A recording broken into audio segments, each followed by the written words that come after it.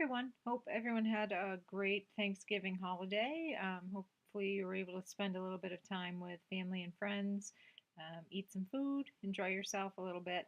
Um, Sorry you don't get me today. The camera's not working, and I don't feel like messing with it to make it work. So I just want to talk a little bit about the two chapters we went over last week in our medical terminology section. So the first one, chapter 4, was about diagnostic procedures, therapeutic interventions. And there's a ton of great information in there, but I just wanted to talk a little bit about, and I don't mean to make any one thing more important than another thing, but I just want to talk about a few things that are particularly important that I've found are probably um, helpful to me on an administrative side. So things that are important to note that you may run across in reports and those types of things. So diagnostic radiology terms. So when you see things like radiography, versus CT versus MRI versus ultrasound, it's important to understand the differences between those terms. So now, we're not only learning the terms themselves. So, like on this slide, hopefully you can see this slide. It's showing, and actually I'll make this a little bit bigger. So hopefully um, it's bigger on your screen in case you're looking at a smaller screen.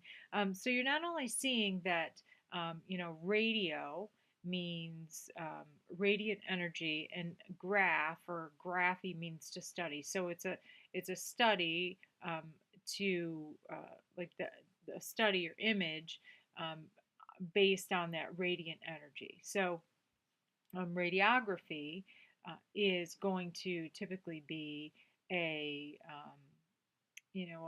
a typical radiography study is going to be what I guess we would call a plain old X-ray. But back in the day, plain film X-rays or plain film were actually done on film. Now they all tend to be digital. But those would be kind of our plain film X-rays, as opposed to, and I think if I can go to my next slide, if it'll let me, as opposed to when we talk about some other types of studies that are done in the radiology world, such as echography, fluoroscopy, ultrasounds, computed tomography, where MRIs and whatnot. We'll see a slide on that in a little bit. But where they're doing different types of things, like for example, an echography is going to use sound waves. So those terms are using sound waves. That means those terms mean sound. So they're using sound waves to do that study, to examine that particular body part. So depending on what it is that they're looking at. Like you think about a cardiac ecography, where they're actually using those sound waves to examine the heart in that way. Let's look at like fluoroscopy. So fluoroscopy is emitting light, and they use a lot of fluoroscopy. Those are real-time images. So they'll use fluoroscopy a lot in the emergency department. Well, they probably do, but in the when they're doing surgical procedures, so they may use them with some type of a surgical procedure, regardless of where it's being performed. Oftentimes with orthopedic procedures or with interventional radiology procedures, where they'll put a specific type of radionuclide in, and you'll be able to see that dye going throughout the system, a contrast. So you'll see that contrast, and it's emitting light. You'll be able, it's kind of reflective, for lack of a better term, and they'll be able to see that going throughout. So it'll be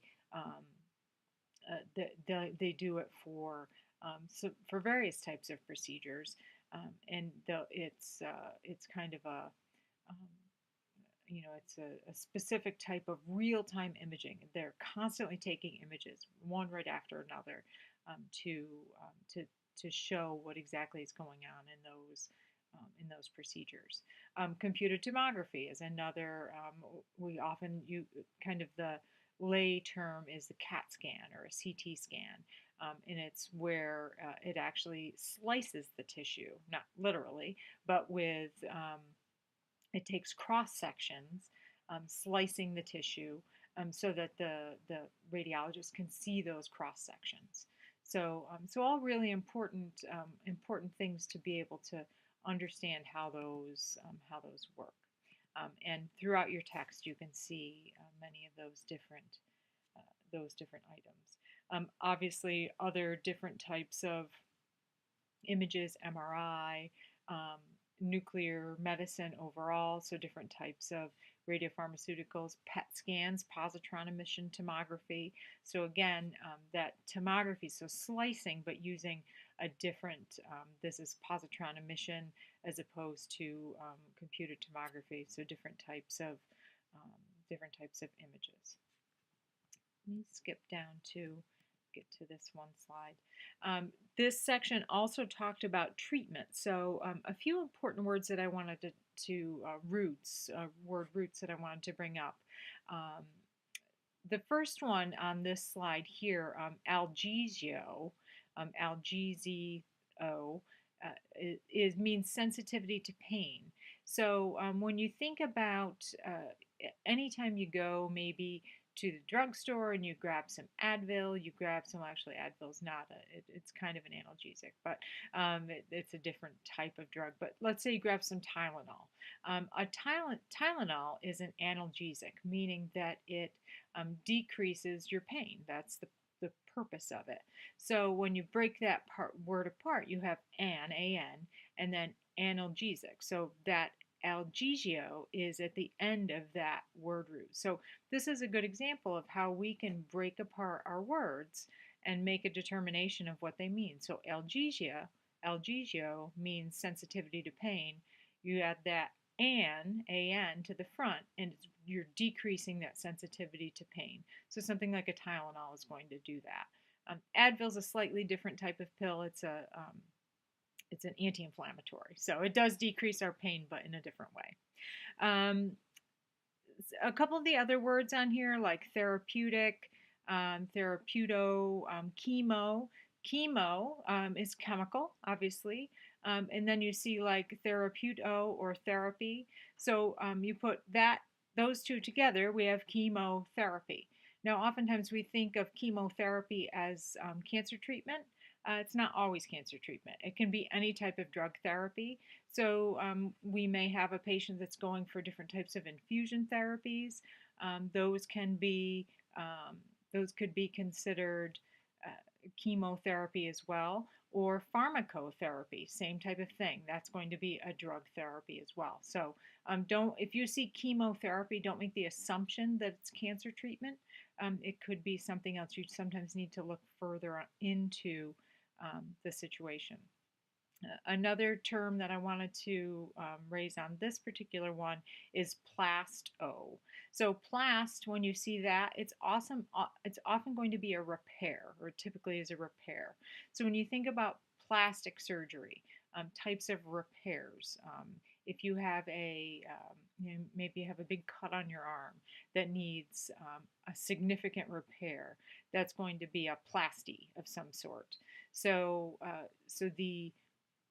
that root plast means repair. So that's where you'll see that word root used quite often. One other thing that I wanted to bring up, that you'll see these acronyms throughout your text. I'm sure you saw a lot of them.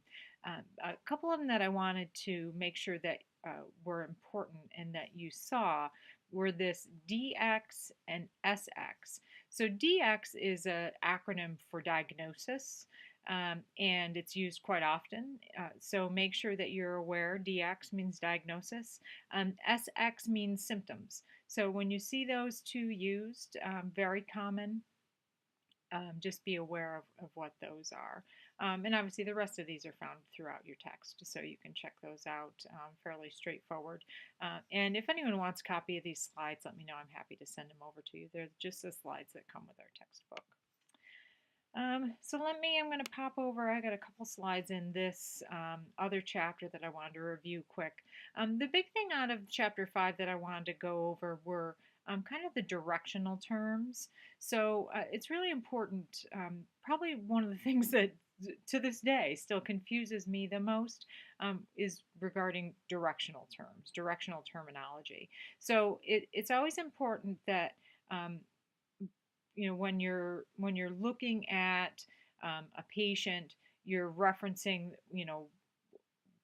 the planes of the body and appropriate directional terminology, because we don't just say, oh, it's their front or their back. There's very appropriate directional terminology that's used. And so this slide here has the specific planes. So there's the frontal plane, which obviously you can see splits right there, kind of splits you front to back. The transverse plane kind of splits you through the middle at your waist. And then the mid-sagittal plane splits you right up the middle, kind of from head to toe. So those three planes create those are kind of our points of reference. Now, when we start building word terms, word parts, again, that's where you keep those planes in mind. So we have all of these different word parts that we learned last week throughout the section. So things like antero, postero, ventro, dorso, etc. So when you see, and actually I'm going to flip to it in the textbook, which hopefully you guys will have somewhere. And when you see on page, for example, on page 106, there's a gentleman that's getting a chest X-ray, and he's having an antero-posterior projection. So that is the particular way that he's getting his chest X-ray. Or there's also a posterior-anterior projection, or his lateral projection. So it's going from the side. So all of those various different aspects of having images. Sometimes you'll have, I know that an area, and obviously you guys aren't into medical coding, but if you ever did get into medical coding or have to ever review information with regard to spinal surgery, I know the approaches that physicians use to do spinal surgery. They'll use posterolateral approaches, or anterolateral approaches for spinal surgery, and that can get really complex as to the way they approach the spine with different mechanisms. But so both radiology and different types of surgical approaches, really important to understand these terms. And again, it's really the reason that we're learning these is because we want to be able to speak the same language as the physicians when they're in our facility and speaking this language. We want to understand what it is that they're talking about. So lots of different terms that we learned directionally throughout this chapter. The other thing that I wanted to mention is supine versus prone. So here we can see prone position is kind of laying on your stomach down. Supine is going to be on your back. And then lateral is obviously, anytime you see lateral, that's when we're talking about on your side. So those are all often, if you ever have the opportunity to look at, say, an operative report, you may see those terms, because they'll place the patient in these different positions, and that's where you may see that those different terms. So any questions on any of the terminology through the last couple of chapters, let me know. We have 3 different chapters this week that we're talking about. I think one of them is circulatory, so that can get pretty heavy with info. And then we also have a section on just healthcare terminology that's not in our textbook. It's a separate section. So please let me know if you have any questions on any of that. And I will look forward to seeing everyone in the discussion boards this week. Thanks so much.